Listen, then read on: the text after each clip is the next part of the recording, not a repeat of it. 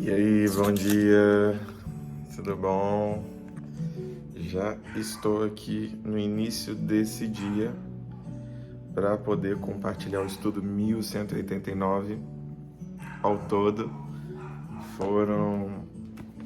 Nós estamos no capítulo 7 concluído, capítulo 8 de Lucas. Já lemos Mateus, Marcos e agora estamos no meio, exatamente chegando no meio do livro de Lucas.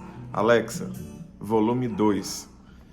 E é muito bom saber que aquilo que a gente se dispõe a fazer, o Senhor nos dá condições de avançar, de conquistar e de realizar momentos como esse, que sem a presença dele seriam muito desgastantes, seria perda de tempo, porque falar da palavra sem a presença do Deus da palavra, sem inspiração do Senhor, é algo pesado, porque é falar só do que está escrito. E nós queremos viver a palavra e ser modificado por essa palavra. E isso tem muito valor. Daqui a pouco eu estarei ministrando no culto da consagração, mas antes disso eu quero ter esse momento aqui com você. Sua mente tem te levado a tomar decisões erradas ou equivocadas? As pessoas dizem que você é instável emocionalmente, você tem dificuldade de controlar suas emoções. Quando você está feliz, tudo fica bem, mas quando você está mal por qualquer motivo, tudo fica mal. Se de alguma forma você se identifica com essa realidade, chegou a hora de entregar nas mãos do Espírito Santo o controle das suas emoções, dos seus sentimentos. Você não pode deixar que os seus sentimentos comandem a sua vida. A alegria ou a tristeza de alguma situação não pode te mover para baixo ou para cima de forma que te modifique. Você tem que, sim, enxergar a alegria e a tristeza de acordo com as situações e buscar a solução ou usufruir daquele momento, mas que o seu guia, o controle esteja nas mãos do Senhor, que quando as coisas faltarem, você não se volte contra Deus, mas que você busque a face do Senhor. E quando as coisas sobejarem, que você se volte para Deus e busque a face do Senhor. Que em todo tempo você esteja sempre aos pés do Senhor, vivendo um relacionamento verdadeiro, um relacionamento íntimo, um relacionamento intencional. Estar na presença de Deus exige de você uma decisão: estar. Esteja presente. Para de ir para a presença de Deus pensando no passado, no futuro. Esteja no agora. Fale com Ele do agora. Agradeça Ele do agora. Isso vai fazer diferença. Eu era a pessoa mais ansiosa que você imaginar. Eu estava sempre no futuro. E quando eu não estava no futuro, eu estava no passado. E aquilo me causava depressão. E aí eu voltava para o futuro e eu ficava oscilando entre depressão e ansiedade, ao ponto de ter 2 crises de pânico que eu achei que ia morrer. Fui parar na Unimed e passei o dia sendo examinado e no final, crise de ansiedade. As emoções, angústias e qualquer coisa que esse mundo pode dar, ele dá, mas tira com muita força. Não compensa. Que todas as suas alegrias, sim, tenham alegrias aqui na terra, de conquistar coisas, é muito bom, mas conquiste-as com a alegria verdadeira fazendo parte de você, sendo pleno em felicidade. Momentos de alegria e tristeza são emoções, mas o sentimento verdadeiro tem que ser a felicidade, todos os dias. Porque se você for infeliz, não importa as alegrias. compreende? Que o verdadeiro sentimento te conduza e que quem esteja no controle da sua vida, te guiando, te consolando, te ajudando, te inspirando, seja a presença do Espírito Santo. Amém? Vamos continuar essa oração. Pai, eu te agradeço por um dia lindo que o Senhor nos fez, por essa manhã, uma manhã nublada, uma manhã onde o sol não está tão quente, mas eu te agradeço porque o Senhor cuida de cada detalhe. Eu te agradeço pelo frescor dessa manhã. Eu te agradeço pela alegria de me levantar e lembrar que o Senhor existe. Quantos dias eu me levantei e deitei sem nem lembrar da tua existência? Quantos dias eu me levantei e deitei sem nem ao menos falar com o Senhor? Quantos dias eu me levantei e deitei sem buscar a tua face? E hoje eu sinto uma alegria, uma felicidade que tem me preenchido e é o Senhor. Coisas não seriam suficientes porque já tive mais delas e não foi suficiente. E eu te agradeço, porque hoje eu tenho sentido a verdadeira felicidade que é o Senhor. Não importa se o dia está alegre ou triste, desafiador ao extremo, exaustivo, eu sinto a tua presença e isso vale mais que qualquer coisa, qualquer coisa.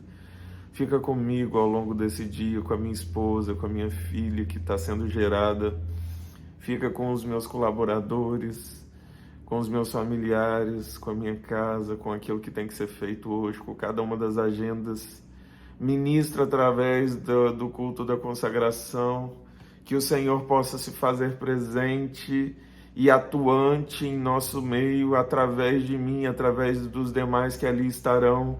Usa-nos um em favor do outro como uma família e que juntos possamos buscar a tua face, porque é o que nós queremos, nos relacionar com o Senhor.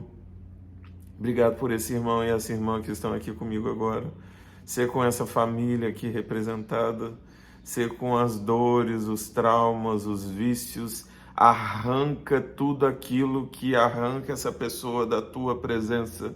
Que tudo que tem servido como um empecilho seja tirado da vida dessa pessoa e que ele e ela se sintam libertos para fluir em um relacionamento íntimo e intencional com o Senhor. Fica conosco e ministra a tua palavra aos nossos corações em nome de Jesus. Amém. Capítulo 8 de Lucas, 56 versículos, eu vou ler direto.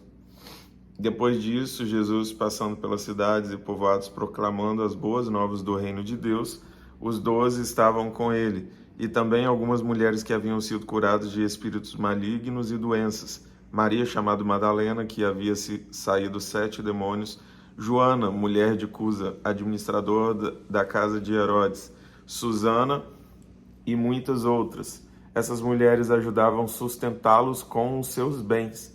Reunindo-se uma grande multidão e vindo a Jesus gente de várias cidades, ele contou esta parábola. O semeador saiu a semear. Enquanto lançava a semente, parte dela caiu à beira do caminho. Foi pisada e as aves do céu a comeram. Parte dela caiu sobre pedras. E quando germinou, as plantas secaram, porque não havia umidade. Outra parte caiu entre espinhos, que cresceram com ela e sufocaram as plantas. Outra ainda caiu em boa terra, cresceu, deu boa colheita, a 100 por um. Tendo dito isso, exclamou: aquele que tem ouvidos para ouvir, ouça. Seus discípulos perguntaram-lhe o que significava aquela parábola. Ele disse: a vocês foi dado o conhecimento dos mistérios do reino de Deus.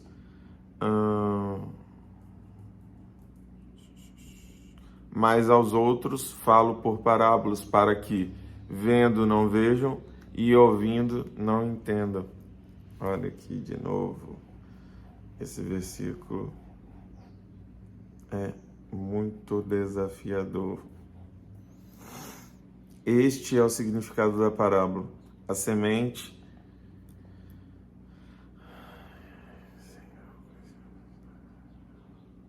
Gente, esse versículo 10 é poderoso. Este é o significado da parábola. A semente é a palavra de Deus. As que caíram à beira do caminho são os que ouvem. E então vem o diabo e tira a palavra do seu coração, para que não creiam e não sejam salvos. As que caíram sobre as pedras são as que recebem a palavra com alegria quando a ouvem, mas não têm raiz. Creem durante algum tempo, mas desistem na hora da provação. As que caíram entre espinhos são os que ouvem, mas ao seguirem seu caminho, são sufocados pelas preocupações, pelas riquezas e pelos prazeres desta vida, e não amadurecem. Mas as que caíram em boa terra são os que, com coração bom e generoso, ouvem a palavra, a retêm e dão fruto com perseverança. Dão fruto com perseverança. Não dão fruto de forma, deu fruto. Não. Perseveram e dão fruto. Vendo, não vejam, e ouvindo, não entendam. Jesus, ele ministrou 39 parábolas ao longo de sua vida, registradas nos evangelhos. E ele ministrava por parábolas, para cumprir isso daqui. Vendo, não vejam, e ouvindo, não entendam. Por quê? Porque apenas aqueles que têm ouvidos para ouvir, ouçam. E quem são aqueles que têm ouvidos para ouvir? A vocês foi dado o conhecimento dos mistérios do reino. Só aqueles que tinham recebido o conhecimento dos mistérios do reino. Ou o que podemos chegar na conclusão aqui é que teve muitas pessoas que ouviram, mas não entenderam. Muitas pessoas. Principalmente líderes religiosos, fariseus, saduceus, mestres da lei, aqueles que eram para conhecer e identificar as características comprováveis daquele que era o Cristo, não conseguiram ver. Eles viram, mas não viram. Ouviram, mas não ouviram. E você? Você tem ouvido, visto, mas não tem vivenciado? Que o seu coração seja transformado agora em uma terra boa, em nome de Jesus. E que essa palavra não seja arrancada nem pelo diabo, nem por aflições dessa vida, nem sufocados pelas preocupações ou riquezas e prazeres, nem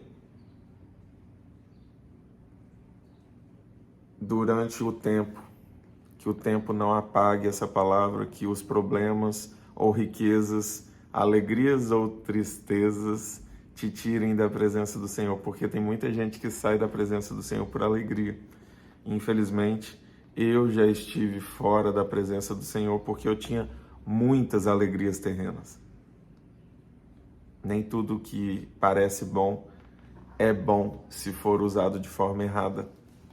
Já tive muitas coisas à minha disposição e usei elas em meu usufruto e me afastei da presença de Deus. Existem dezenas de situações assim. Mas que o nosso coração se transforme numa terra boa todos os dias e que haja perseverança em nossos corações nessa busca. Em nome de Jesus. Voltei, os cachorrinhos da rua começam a latir, o Alves fica empolgado. Continuando, ninguém acende uma candeia e a esconde no jarro, ou a coloca debaixo de uma cama. Ao contrário, coloca no lugar apropriado, de modo que os que entram possam ver a luz. Porque não há nada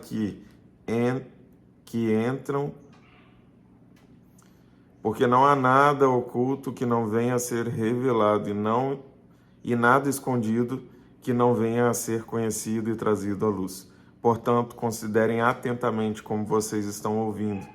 A quem tiver mais lhe será dado, de quem não tiver, até o que pensa que tem, lhe será tirado.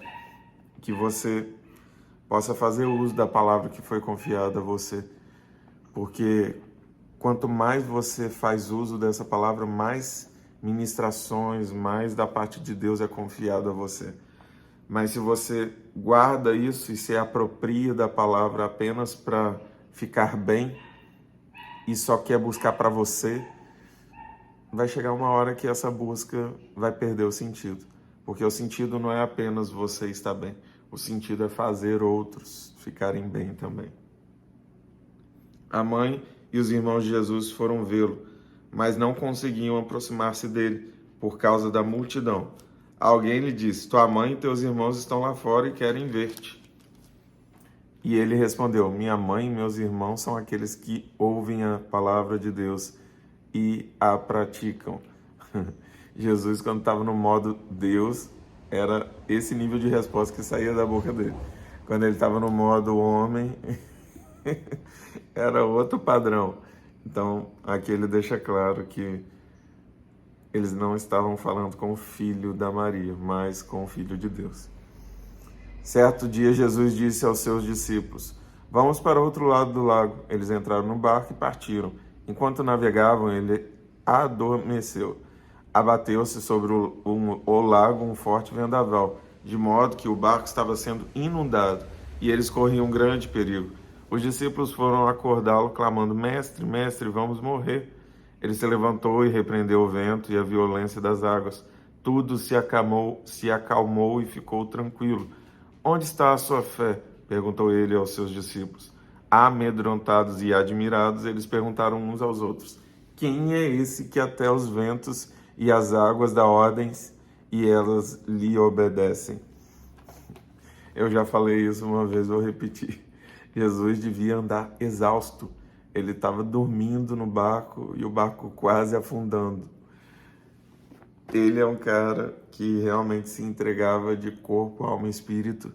E o corpo, quando o propósito está fluindo com intensidade, ele tem que estar muito, muito bem por conta dessa necessidade de ir à frente, de ficar e de usar a mente. Eu fiquei essa semana com uma pessoa 5 horas, com outra família 6 horas, com outra pessoa 2 horas. E é exaustivo fisicamente, emocionalmente e espiritualmente. Imagina no nível que Jesus era, que curava, que expulsava demônio, e vinha mais gente, e ele dava uma pausa, pregava, aí multiplicava pão, aí ia, voltava e pegava a tempestade, tinha que dormir 1 hora. Então, dormir no meio da tempestade era normal para Jesus. E eu até acredito que essa frase que sai da boca de Jesus, onde está a sua fé? Devia ser do tipo, por que vocês me acordaram? Continuando. Navegaram para a região dos Gerazenos, que fica do outro lado do lago, frente a Galileia. Quando Jesus pisou em terra, foi ao encontro dele um endemoniado daquela cidade. Fazia muito tempo que aquele homem não usava roupas, nem vivia em casa alguma, mas nos sepulcros. Quando viu Jesus, gritou, prostrou-se aos seus pés e disse em alta voz: que queres comigo, Jesus, Filho do Deus Altíssimo? Rogo-te que não me atormentes. Pois Jesus havia ordenado que o espírito imundo saísse daquele homem. Muitas vezes ele tinha se apoderado dele, mesmo com os pés e as mãos acorrentados e entregue aos cuidados de guardas, quebrava as correntes e era levado pelo demônio a lugares solitários. Jesus lhe perguntou: qual é o seu nome? Legião, respondeu ele, porque muitos demônios os haviam entrado nele. Imploravam-lhe que não os mandasse para o abismo. Uma grande manada de porcos estava pastando naquela colina. Os demônios imploraram a Jesus que lhes permitisse entrar neles, e Jesus lhes deu permissão. Saindo do homem, os demônios entraram nos porcos, e toda a manada atirou-se precipício abaixo, em direção ao lago, e se afogou. Vendo o que acontecera, os que cuidavam dos porcos fugiram e contaram esses fatos na cidade e nos campos. E o povo foi ver o que havia acontecido. Quando se aproximaram de Jesus, viram que o homem de quem haviam saído os demônios estava sentado aos pés de Jesus, vestido e em perfeito juízo. e ficaram com medo. Os que tinham visto contaram ao povo como o endemoniado fora curado. Então o povo da região dos Gerazenos suplicou a Jesus que se retirasse, porque estavam dominados pelo medo. Ele entrou no barco e regressou. O homem de quem haviam saído os demônios suplicava-lhe que o deixasse ir com ele, mas Jesus o mandou embora, dizendo: volte para casa e conte o quanto Deus lhe fez. Assim o homem se foi e anunciou na cidade inteira o quanto Jesus tinha feito por ele. Lembrem-se que aqui Jesus quebra um padrão. Em muitos lugares, Jesus fala: vai e não diz o que eu fiz. Vai e conta só para o sacerdote, no caso do leproso. Conta só para o sacerdote para você voltar a conviver na sociedade. E essas pessoas desobedeciam e contavam do milagre que tinha acontecido. É difícil guardar um milagre. Nesse caso aqui, Jesus foi muito intencional, porque esse homem, ele queria ficar com Jesus. E Jesus deixa claro: não, você vai ficar e você vai contar para todo mundo o que aconteceu. Então Jesus, ele recrutou a maior referência daquela região, porque era uma referência ruim. Eu não sei o que você viveu de ruim na sua vida, mas a Bíblia está recheada de assassinos, prostitutas, ladrões, pessoas que viveram fases horríveis da vida. Muitas pessoas que, como esse endemoniado, eram limitadas em causas espirituais, em causas físicas, em causas emocionais. Então ele quer fazer de você uma pessoa que transborde na cura de outros, naquilo que você foi curado.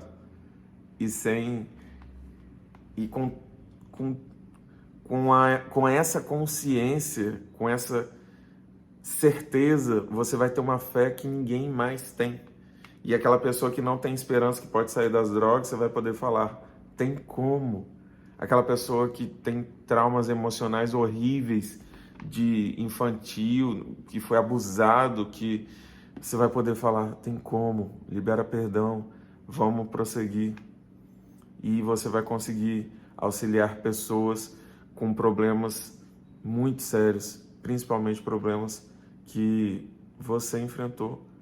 Assassinos, prostitutas, pessoas que fizeram maldade, seja o que for. Para qualquer pecado existe a cura da palavra, a cura da pessoa de Cristo. É possível.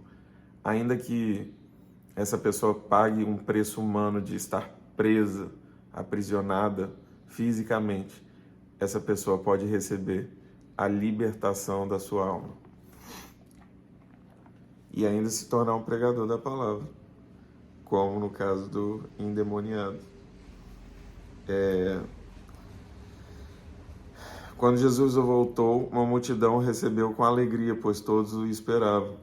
Outra característica desse povo é: então todo o povo da região dos Gerazenos suplicou a Jesus que se retirasse, porque estavam dominados pelo medo. Creio eu que esse dominado pelo medo veio por influência daquela legião de demônios que permaneceu naquele lugar.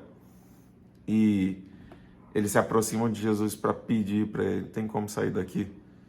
E eu creio que havia uma influência muito grande, uma opressão muito grande naquele lugar.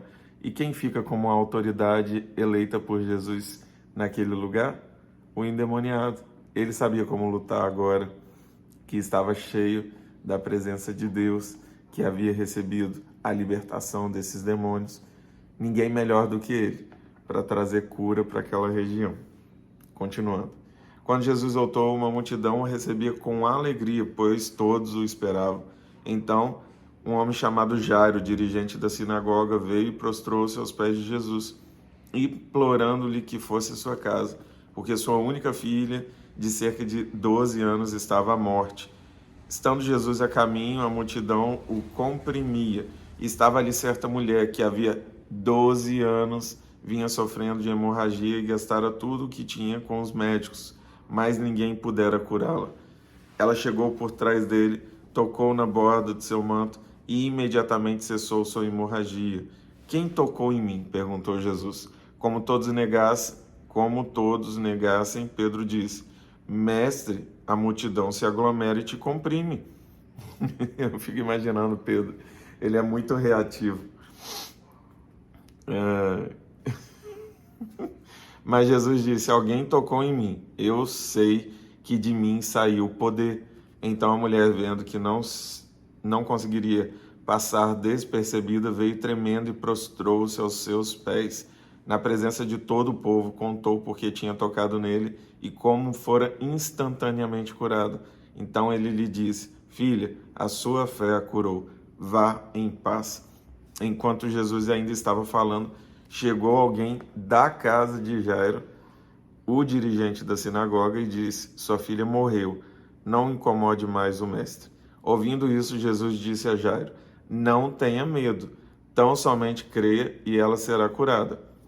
Quando chegou à casa de Jairo, não deixou ninguém entrar com ele, exceto Pedro, João e Tiago, e o pai e a mãe da criança.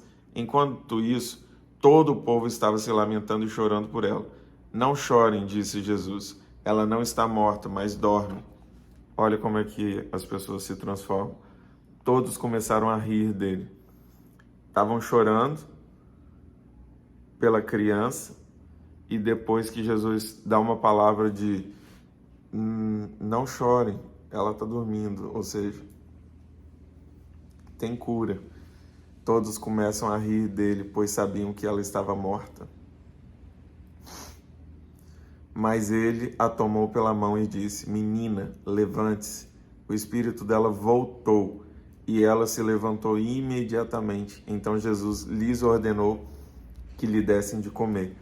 Os pais dela ficaram maravilhados, pois ele lhe ordenou que não contassem a ninguém o que tinha acontecido. Olha aqui, ordenou que não contassem a ninguém o que tinha acontecido. E com cada pessoa ele reagia de uma forma, porque esse cara aqui era mestre da sinagoga. Se esse cara começasse a fazer muito marketing de Jesus, talvez a crucificação teria adiantado.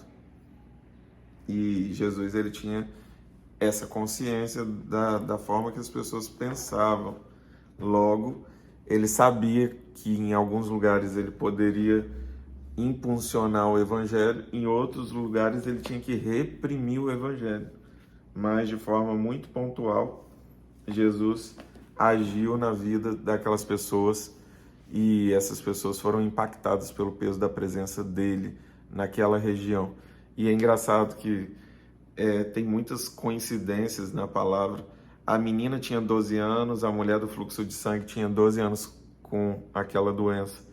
E eu creio que existiu um propósito ali daquela mulher ser curada na frente daquele homem que estava desesperado e ter essa coincidência de tempo. Seja como for, todos receberam o seu milagre. Que você também receba o seu milagre.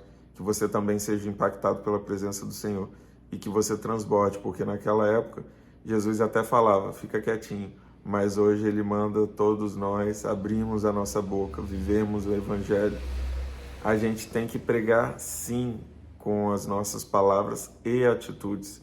Eu já ouvi frase que fala: pregue sempre, se necessário, com as palavras. Sim, pregue sempre com atitudes e com palavras. Seja intencional, porque a palavra diz: pregue a tempo e a fora de tempo. A tempo e a fora de tempo. Ou seja, em todo o tempo, leve o evangelho. Porque essa frase de pregue, se necessário, use as palavras, são para as pessoas que só estão usando palavras e não estão vivendo. Mas para você que está vivendo, use as palavras, porque as pessoas precisam saber como se aproximar de Deus. E ficar sendo um espião do evangelho não adianta. Não adianta. Não é para você andar disfarçado de as pessoas não precisam saber que eu sou crente. Pelo contrário, elas precisam saber e elas precisam ver que tem algo diferente em você. E elas precisam desejar a mesma coisa que nós encontramos. Que o Espírito Santo nos guie nessa importante tarefa, responsabilidade, missão, propósito de vida de compartilhar a palavra, de amar a Deus e a sua justiça acima de tudo e ao próximo como a nós mesmos. Você agora se tornou meu próximo, então curta, compartilha, se inscreva, ativa o sininho e manda essa palavra para alguém que você ama. Se tem alguém que você ama, que você deseja que seja impactado por essa palavra, que você deseja que tenha um encontro verdadeiro com o Senhor. Se você chegou aqui porque alguém te mandou essa palavra, é porque você é muito amado, você é muito amada por essa pessoa e por um Deus vivo que também quer te restaurar, quer te tratar, quer te renovar, quer realizar milagres, assim como realizou em todas essas vidas das quais ficam registrados na Bíblia. E é isso, que Deus os abençoe. Ore por mim, ore pelo Alex, pela Karen e pela Esther. Um abraço.